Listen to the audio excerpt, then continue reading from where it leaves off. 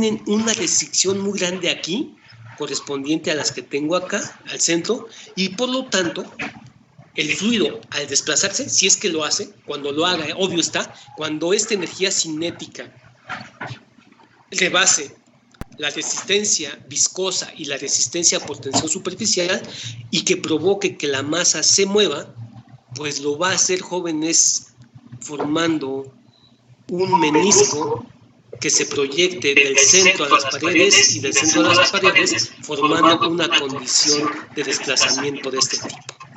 De aquí entonces las fibras centrales se están desplazando con mayor velocidad que aquellas que están en las laterales de la misma masa. Ese desplazamiento relativo está provocando que la masa se tienda a deformar. Es decir, una cosa es pensar que hay desplazamiento y otra cosa que hay deformación. Bueno, pues Pauseli estudió cómo se da el desplazamiento de la masa dentro del conducto que la confina como resultado de la energía que provoca el movimiento, de la resistencia que opone la misma masa y el conducto, y la cantidad de movimiento asociada a las diferentes láminas que pueden provocar la deformación de la materia. Y encontró lo siguiente, encontró que en la interfase que separa a una fibra de la masa líquida del agua con respecto a otra, se están dando desplazamientos relativos que están provocando que esta lámina o esta fibra, al desplazarse más rápido que esta, tiendan a hacer que la masa o la materia se distorsione.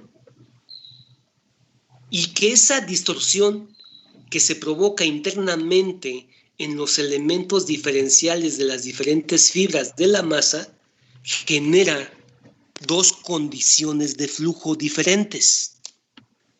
Pero que esas condiciones de flujo diferentes tienen que ver con las fuerzas internas exactamente en la interfase entre lámina y lámina. De tal manera que Pauseli dijo, en la interfase de las láminas que conforman a toda la masa que se está desplazando, en relación a los desplazamientos relativos que se presentan entre ellas, se generan dos fuerzas. Una que está provocando el desplazamiento y la llamamos fuerza inercial cinética, o la llamó así, y que esta fuerza inercial cinética pues es función del gradiente hidráulico o de la energía que está provocando que toda la masa se esté moviendo, y de una fuerza resistente viscosa que tiene que ver con la viscosidad de la materia, pero que tiene que ver mucho con el espacio vacío del conducto, ya que este espacio vacío del conducto, y que aquí aparece como D, y ese valor D en una tubería simplemente es el diámetro interno, pues entonces, jóvenes, ¿sí?, ese diámetro interno pues define la posición relativa de cada fibra a la pared del conducto. La relación entre ambas fuerzas, al concepto entre la fuerza inercial que provoca el movimiento y la fuerza viscosa que se establece en la interfase de las láminas, a esa relación la llamamos velocidad de descarga. Ese es el concepto que comúnmente hemos llamado velocidad de descarga. De tal manera que esta velocidad de descarga va a depender mucho de la restricción que opone no solamente el mismo fluido a ser deformado, sino que esta restricción va a depender mucho del conducto por el cual se está moviendo el agua. Y que esa condición de resistencia genera cierto comportamiento en el desplazamiento en la cantidad de materia que se está moviendo dentro del conducto. ¿Hasta ahí vamos bien? ¿Hasta ahí alguna duda? No, Inge, todo bien. Ninguna, ingeniero. Bueno, entonces continuemos. Bajo esos conceptos establecidos por Pauseli, se plantean las siguientes hipótesis. El desplazamiento de la masa líquida, en este caso agua, voy a pensar que la masa líquida es agua, dentro de un conducto sólido, y voy a pensar que el conducto sólido es la tubería, porque voy a hablar que estos conceptos son los establecidos por Pauseli en una tubería, ¿sí? Generan dos fuerzas. Una, la que está motivando el desplazamiento, y la llamamos fuerza inercial, y una segunda que se opone a que la materia se desplace, no solamente por la misma materia, sino por la condición que tiene la materia dentro del conducto, a la cual llamamos fuerza viscosa. A la relación de estas fuerzas le hemos llamado velocidad de descarga. Bueno, la velocidad de descarga está directamente relacionada a la fuerza viscosa. Y la fuerza viscosa, a su vez, va a depender. Déjenles, voy a poner otra diapositiva. La fuerza viscosa, a su vez,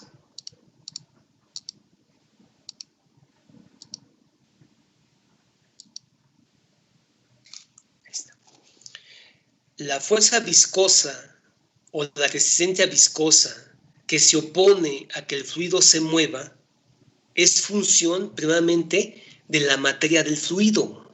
Obvio está. No es lo mismo que el fluido se esté desplazando y que el fluido sea agua a que el fluido sea aceite o sea grasa. La resistencia propia a que el fluido se mueva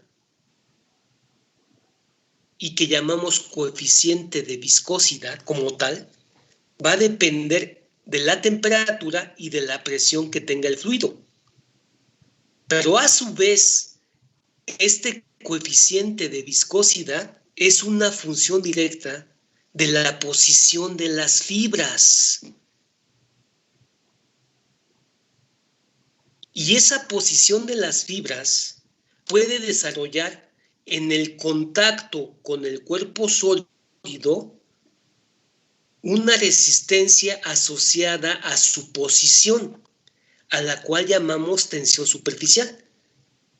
El conjunto de la resistencia que tiene que ver por la materia y por la posición de las fibras, a eso en conjunto es lo que Pauseli llamó resistencia viscosa.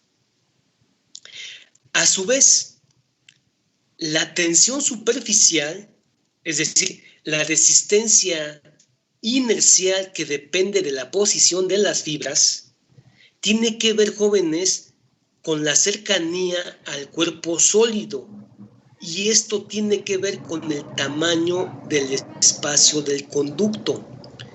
Si el tamaño del conducto es más grande, entonces la tensión superficial es menor y el menisco genera una proyección de amplitud de extensión en la parte libre de desplazamiento del agua menor, que es función directa del tamaño del conducto, y eso hace que la tensión superficial se reduzca y consecuentemente esa condición de menor tensión superficial genera una menor resistencia viscosa. Pero si el conducto por el cual se está desplazando el agua mantiene un espaciamiento o un gálibo libre menor, la tensión superficial va a aumentar como consecuencia de que el menisco que se genera o que genera el mismo líquido al buscar su equilibrio al frente de su desplazamiento, pues entonces ese aumento de superficie tiene que ver o está directamente relacionado al aumento en la tensión superficial. Y un aumento en la tensión superficial, pues es un aumento en la viscosidad del fluido en relación a su resistencia viscosa, que se establece más que nada por la tensión superficial del conducto. ¿Hasta ahí vamos bien? Sí, profe. Sí. Bueno, Churro. pues entonces lo que estamos llamando fuerza viscosa va a depender básicamente de dos cosas. Lo primero, de la restricción que tiene el mismo fluido por su materia a ser deformado. Esa restricción que tiene la misma masa como fluido o como materia a ser deformado, básicamente está asociado a su coeficiente de viscosidad. Pero el coeficiente de viscosidad, repito, va a depender mucho de la posición de las fibras y esto va a depender mucho del tamaño del conducto, porque en la medida que el tamaño del conducto es más pequeño, existe una posición relativa más cercana al cuerpo sólido entre las fibras internas del fluido a la pared externa del fluido, perdón, a la pared externa del conducto. Hasta allí, simplemente es la restricción que puede tener el mismo fluido como consecuencia de su propia resistencia como materia y como resultado de la posición de sus fibras. Aunado a esa restricción, tenemos la restricción que opone el mismo conducto en la interfase con el fluido. En otras palabras, a la restricción que se moviliza aquí. Exactamente en la interfase entre el cuerpo sólido y las fibras líquidas del agua. Esa restricción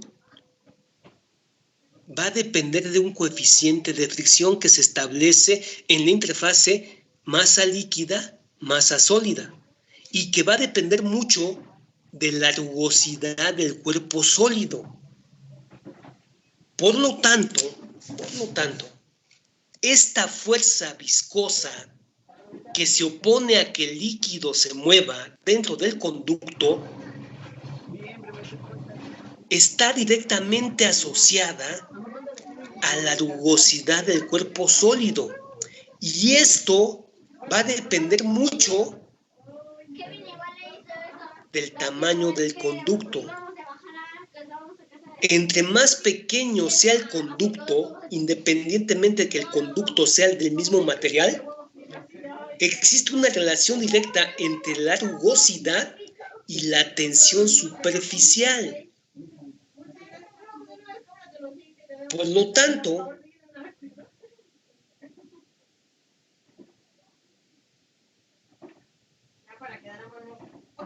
hasta aquí, este es el concepto que explicó Peuzeli. Peuzeli dijo, para que tú muevas un líquido, para que tú generes que el líquido aquí internamente se mueva dentro de la tubería, lo primero que tienes que vencer es la viscosidad del fluido. Y para vencer la viscosidad del fluido, tienes que vencer dos restricciones. Una, que es la restricción propia que tiene la materia, y que esto va a depender de estas condicionantes. Y la otra va a depender de la posición de las fibras. Hasta allí, esto es lo que especificó Peuzeli.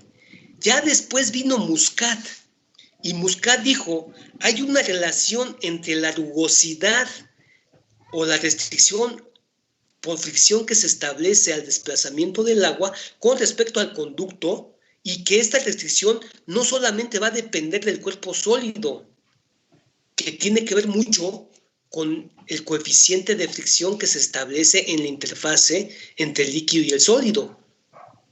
Va a depender mucho de la rugosidad, pero que la rugosidad va a depender de la tensión superficial. Estos conceptos que tienen que ver con la resistencia a la fricción que se generan cuando un líquido se está desplazando dentro de un cuerpo sólido fueron explicados por Reynolds.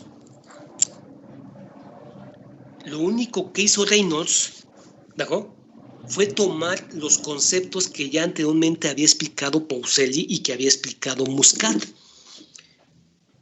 De tal forma que el concepto que explicó Peaucelli y que dijo que para que un líquido se moviera dentro de un conducto, se tenían que establecer dos fuerzas. Una que provocara el movimiento del líquido. Una segunda que restringiera el movimiento del líquido.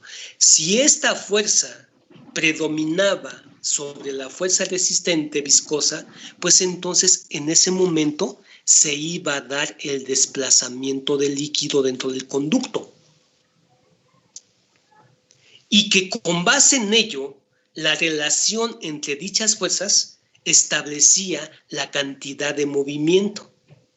A esa cantidad de movimiento cuantificable se le ha llamado velocidad de descarga. ¿Hasta ahí vamos bien?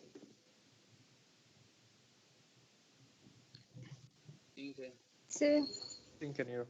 Bueno, una vez que Peaucelli explicó eso, Muscat dijo, no solamente tienes que vencer la restricción que te da la materia como tal, tienes que vencer la restricción que te opone el conducto.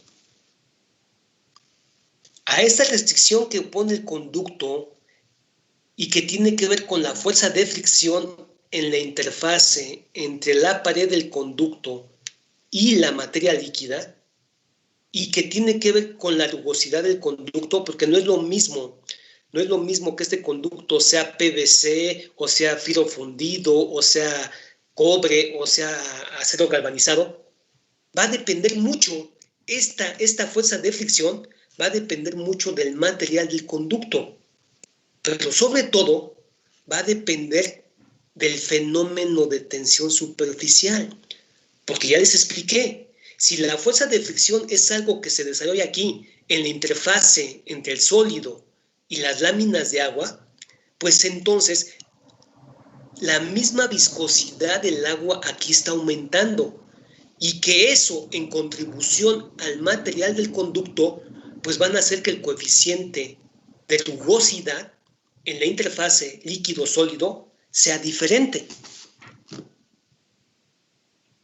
Bueno, y que esto es directamente proporcional al diámetro del conducto.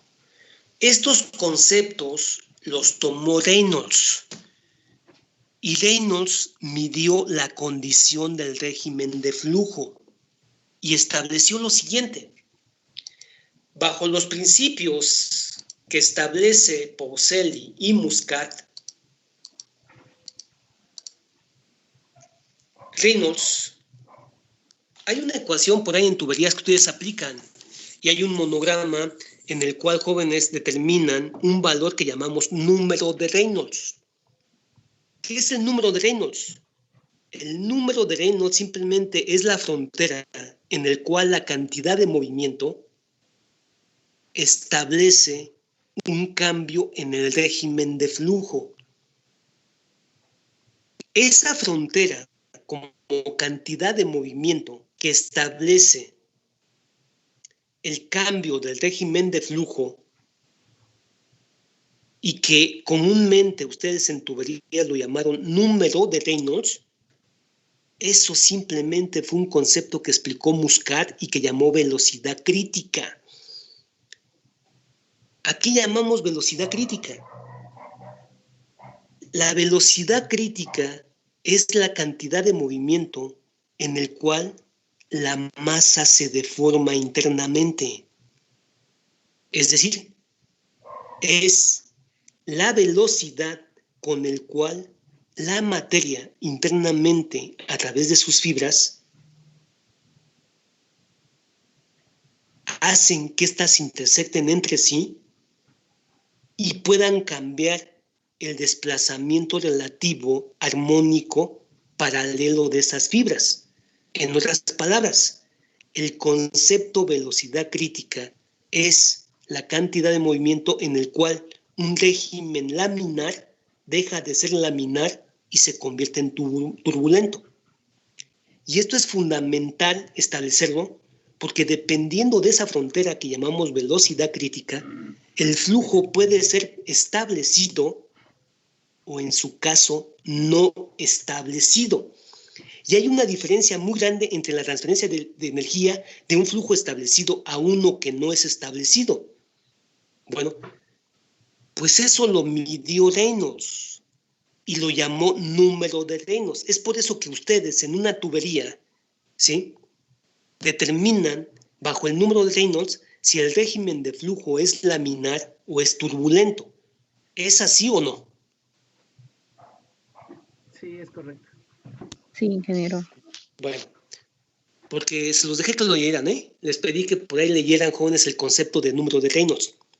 Bueno, pues a mí no me interesa tanto el número de Reynolds, porque para esto, hasta eso, Reynolds estableció una ecuación con el cual calcular en donde el régimen de flujo deja de ser laminar y se convierte en turbulento en una tubería. A mí lo que me interesa es el concepto, y el concepto es que en todo material, dependiendo del tamaño del conducto o el tamaño del hueco por el cual se desplaza la materia, existe una cierta cantidad de materia, una cierta cantidad de movimiento en donde el régimen de flujo va a cambiar. Y que esa cantidad de movimiento no solamente depende de la energía, es decir, la velocidad con la cual se mueve el agua dentro de un conducto no solamente está directamente relacionada a la carga hidráulica. En el caso muy específico del agua moviéndose en una tubería, la cantidad de movimiento, y que llamamos velocidad de descarga, está relacionada al tamaño del conducto, al diámetro de la tubería. Es por eso que Reynolds estableció una relación entre lo que llamamos número de Reynolds, que es la velocidad crítica, en donde cambia el régimen de flujo, asociado al tamaño del conducto y no tanto a la energía cinética. ¿Por qué razón? Porque comúnmente en una tubería el espacio vacío por el cual se mueve el agua es relativamente grande. Y por lo tanto, contribuye más la restricción por fricción que la restricción viscosa. Me voy a regresar a la diapositiva que puse hace rato. De nuevo.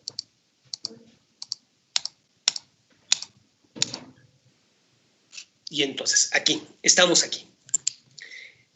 Y dijimos, si el agua se mueve dentro del conducto es porque esta fuerza inercial, y esto nada más por sí solito, depende de la carga hidráulica.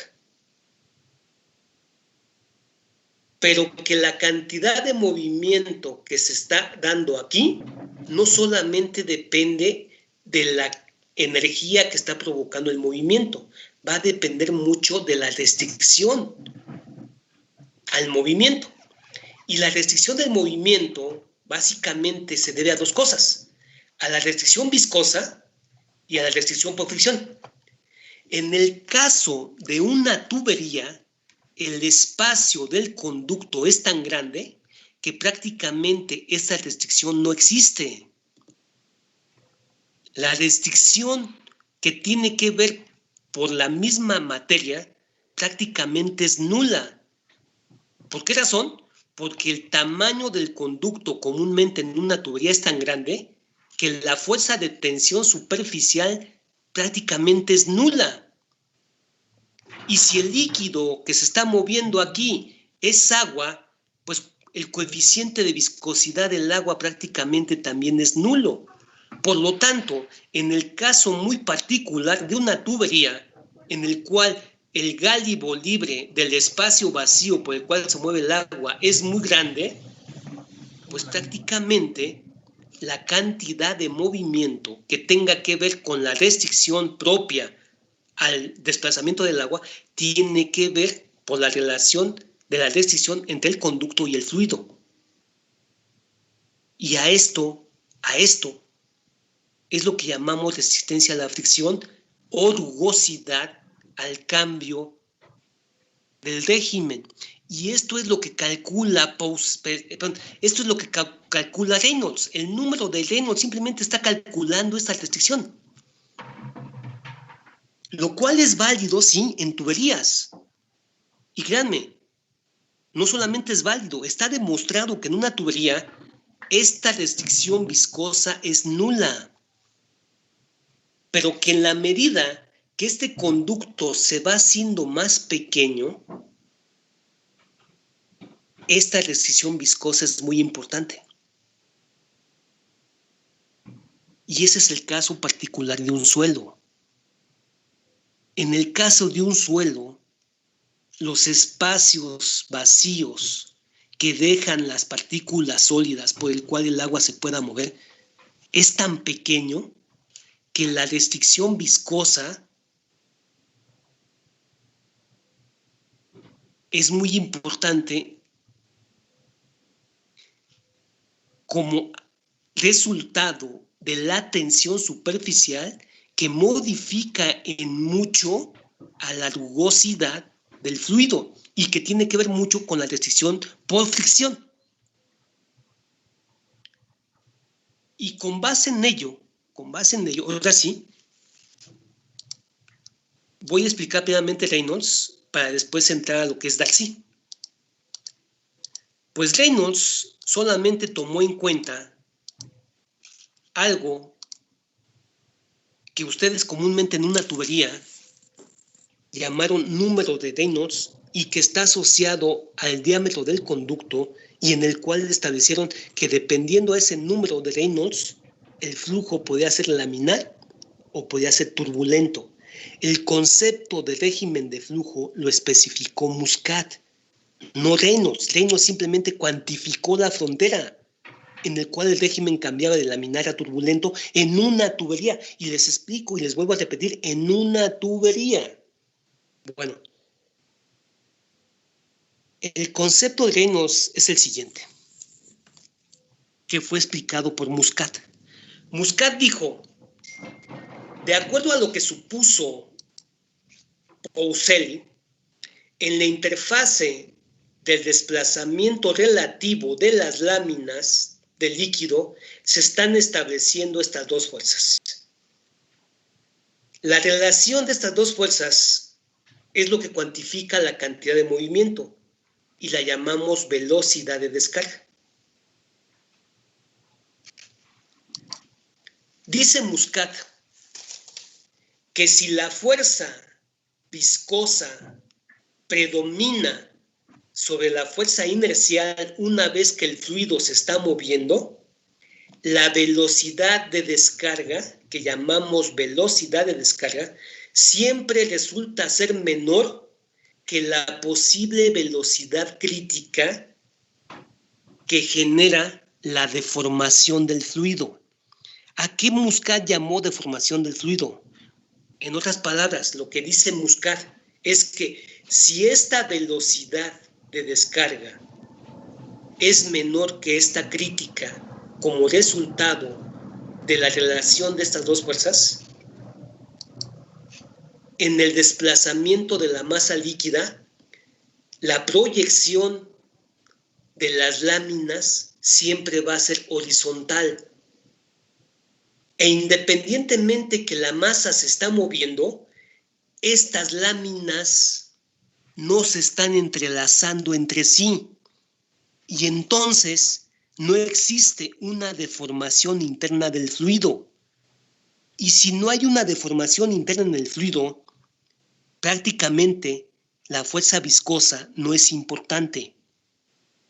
Y lo único que hay que hacer para vencer el desplazamiento o vencer la restricción al desplazamiento del agua es vencer la resistencia por rugosidad que se da aquí. Y eso solamente se da si la proyección de las láminas es totalmente paralela a través de todo el desplazamiento. condición que hemos llamado régimen de tipo laminar.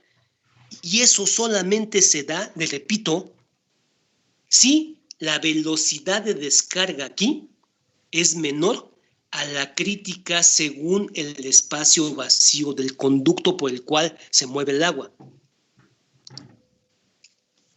A esta condición en el cual predomina la fuerza viscosa sobre la fuerza inercial y que eso provoca velocidades de flujo muy bajas, que comúnmente la velocidad de descarga siempre resulta ser menor a la crítica para ese medio, eso establece un régimen de tipo laminar.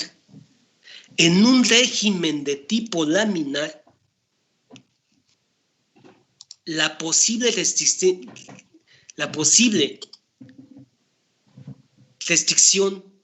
al desplazamiento aquí es nula. Consecuentemente, aquí no hay pérdidas de energía o no hay transmisión de energía porque el fluido no se está deformando. La transferencia de energía no se da aquí, la transferencia de energía se da acá. A esa condición que solamente se tiene en un régimen de tipo laminar y que solamente se da cuando se cumple esta condición, lo hemos llamado flujo establecido. Y en un flujo establecido, la velocidad global a través del tiempo se considera constante y la transferencia de energía es directamente proporcional a la cantidad de movimiento. De esta manera, el flujo del agua quedará definida por los principios de conservación de energía, a lo cual hemos llamado teorema de Bernoulli, al principio de conservación de la materia, a lo cual hemos llamado ecuación de la continuidad, y al principio de conservación del movimiento, el cual pensamos que es constante a través del tiempo.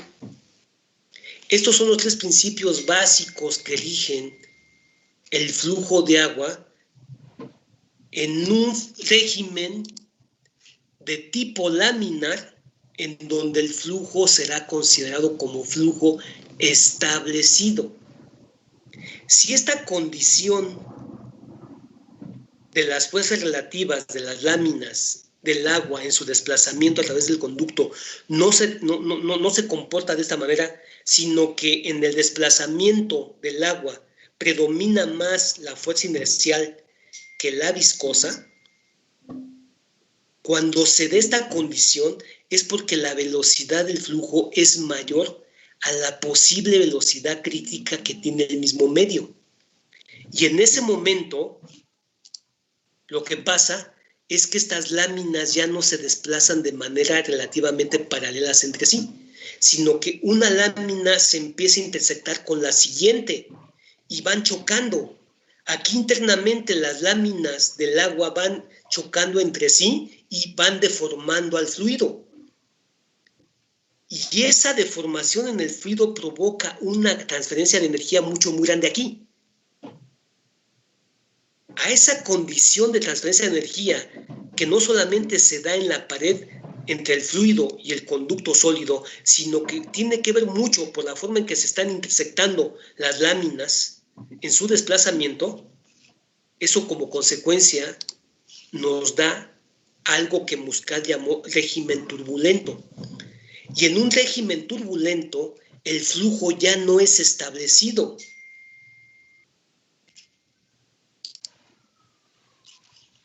En un flujo turbulento, la velocidad ya no es constante.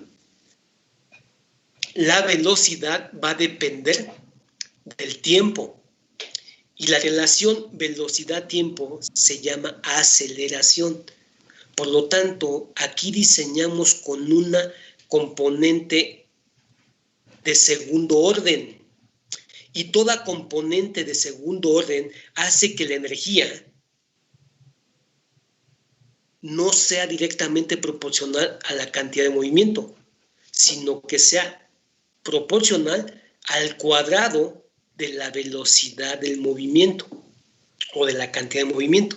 Y eso es lo que cambia mucho en el diseño geotécnico de una obra hidráulica, porque no es lo mismo diseñar con una transferencia de energía que va a pasar del agua al sólido de manera directamente proporcional a la cantidad de movimiento, a que esta cantidad de movimiento provoque una transferencia de energía que sea una función de segundo orden.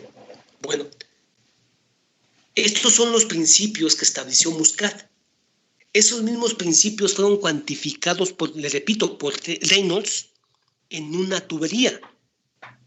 El único problema es que cuando se quieren meter estos conceptos a un suelo, pues para empezar, en un suelo,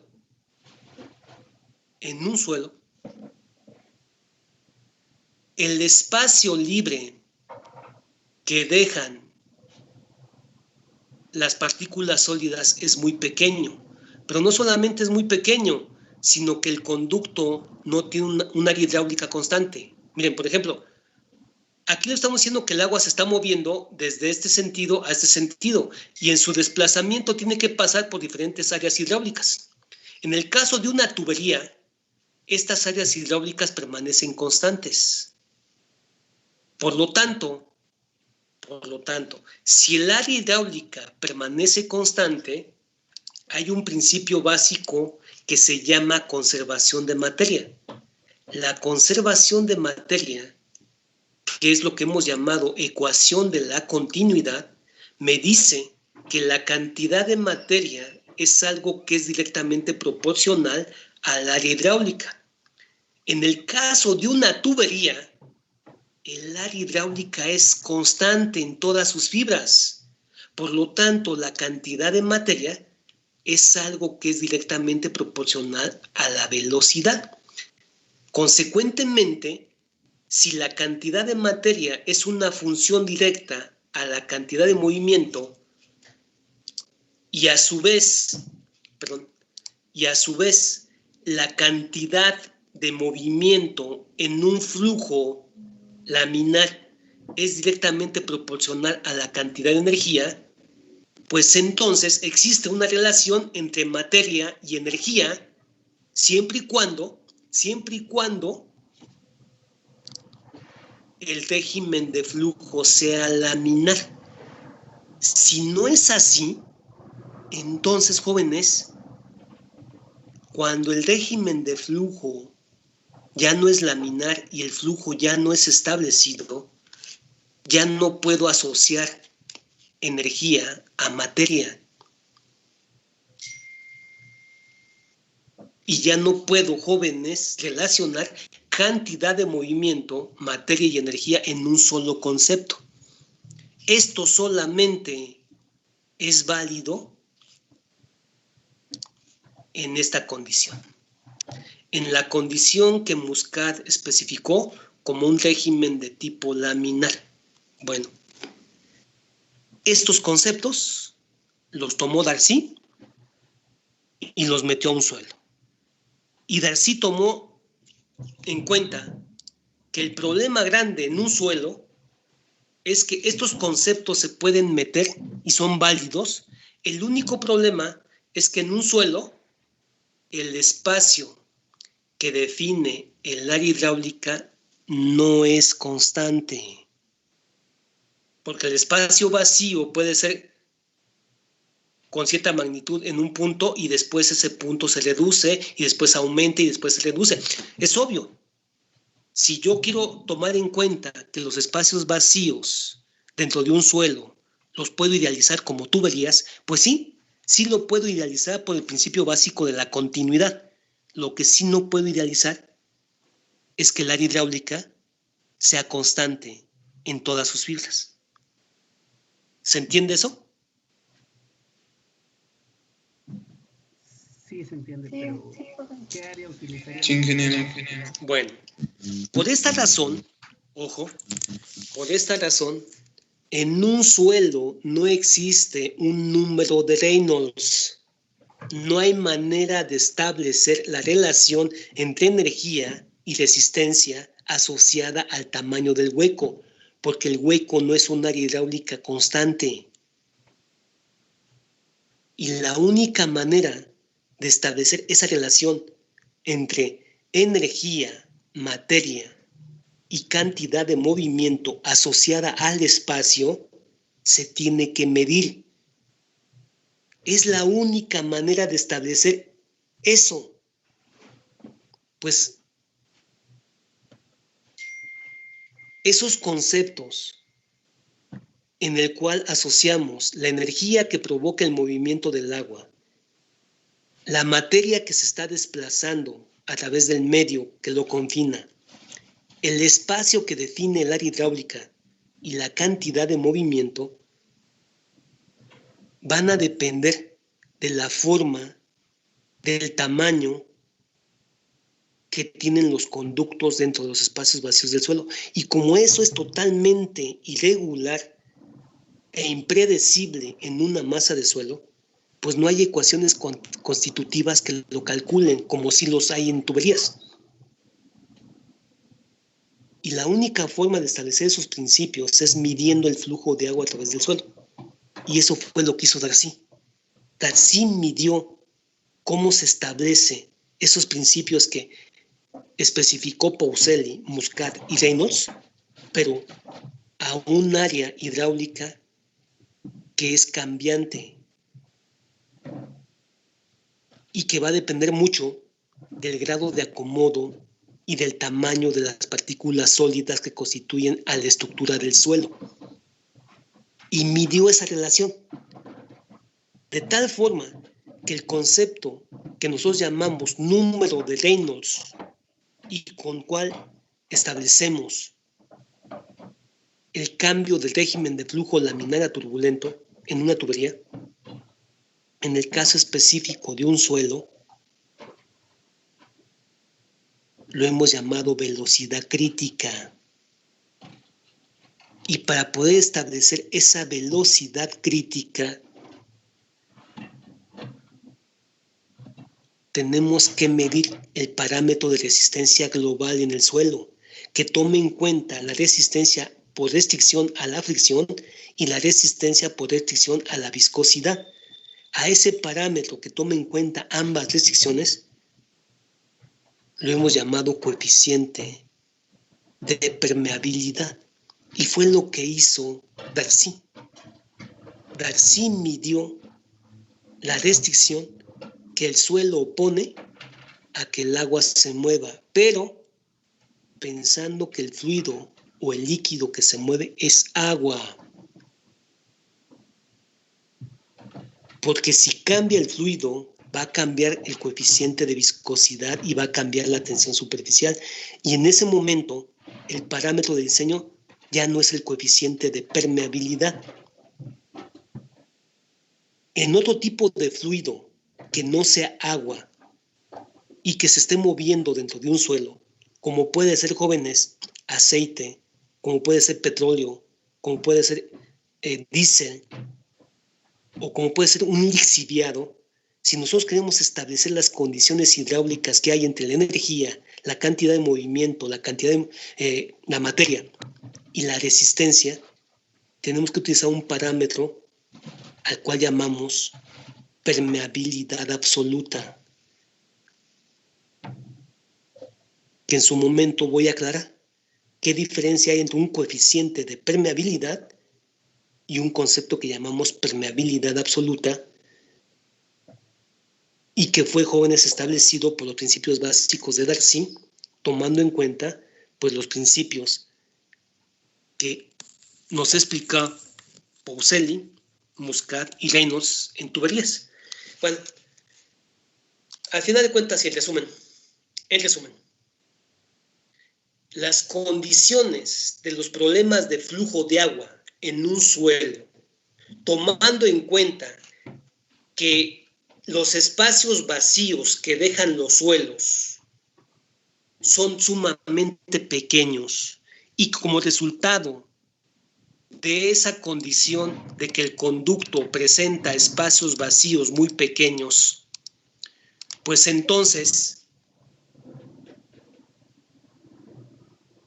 si el espacio vacío es muy pequeño, que es el caso que comúnmente pasa en casi todos los suelos, pues entonces la tensión superficial es muy importante dentro del coeficiente de viscosidad del fluido, y esto es fundamental en la restricción al desplazamiento como resultado solamente de la materia, a lo cual hemos llamado resistencia viscosa o fuerza viscosa. Y si esta fuerza viscosa tiene un valor grande como resultado de esta condición de un espacio muy pequeño, pues entonces es muy probable que bajo esas condiciones la fuerza viscosa prevalezca sobre la fuerza inercial. Y si es así, la velocidad de descarga siempre resultará ser menor a la crítica, y esto siempre me dará un régimen de tipo laminar, y un régimen de tipo laminar me define un flujo establecido donde la velocidad del flujo es constante a través del tiempo y la transferencia de energía depende de la cantidad de movimiento. Eso comúnmente es lo que pasa en casi todos los suelos, y eso lo demostró Darcy. Bien, ¿alguna duda?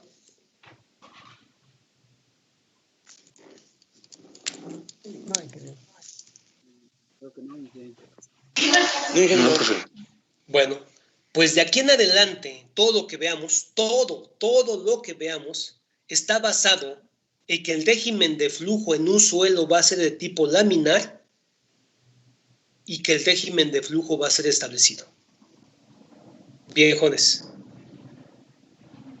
Cuando el régimen de flujo es no establecido y se presenta un régimen turbulento,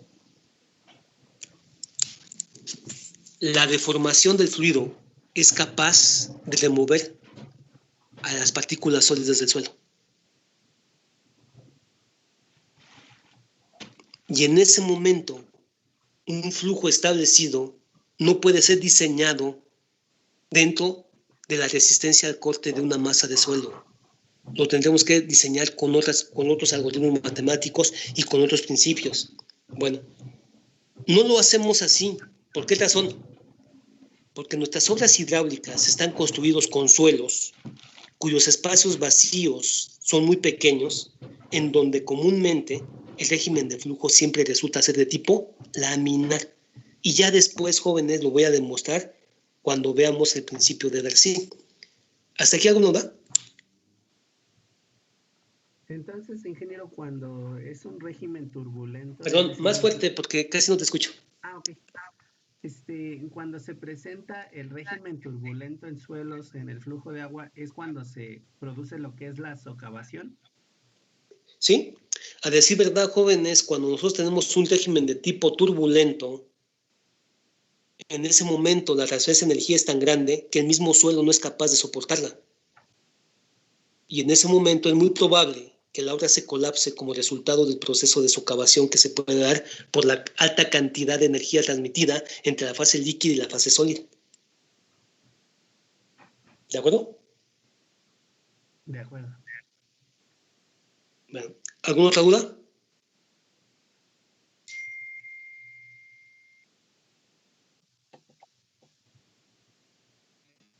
No, ingeniero. Bien, jóvenes. Pues vamos a dejar hasta aquí, jóvenes. La siguiente clase voy a hablar del principio de Darcy. Quiero que le echen una leída, jóvenes, a lo que llamamos la ley de Darcy y a un parámetro que hemos llamado coeficiente de permeabilidad, que ustedes tuvieron que haber visto en mecánica de suelos 1, o en su caso, en mecánica de suelos 3. ¿De acuerdo? De acuerdo. Sí, Bien. profe. Inge. Pues nos vemos la siguiente clase, jóvenes, entonces. Eche una leída a eso, voy a hablar muy rápido. ¿De acuerdo? Y una vez que veamos esos conceptos, ahora sí ya nos metemos a calcular la relación entre cantidad de movimiento, energía y transferencia de energía, o lo que hemos llamado variación de la presión de poro con respecto al esfuerzo efectivo del suelo. Bien, jóvenes, nos vemos la siguiente clase si es que no tienen dudas. Vale, ingeniero, gracias. Muchas gracias, ingeniero. Buen día, Que jóvenes. Hasta luego. muchas gracias. Igualmente, hasta luego. Buen día, igualmente.